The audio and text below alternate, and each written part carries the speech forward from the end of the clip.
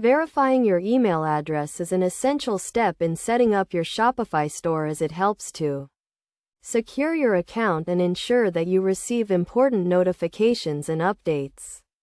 To verify your email address, start by logging into your Shopify account and navigating to the Settings section. In the Settings section, click on Account and then click on Email. You will see a message indicating that your email address has not been verified, along with a button to resend the verification email. Click on this button to send a new verification email to your email address.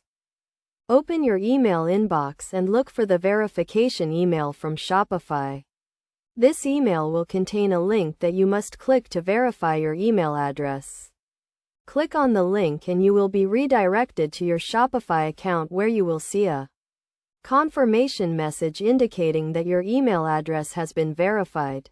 If you do not see the verification email in your inbox, check your spam or junk mail folder as it may have been filtered there. If you still cannot find the email, you can try resending it from the Settings section of your Shopify account.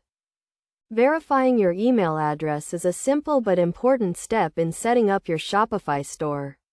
It helps to secure your account and ensures that you receive important notifications and updates. By following these steps, you can easily verify your email address and complete this essential task.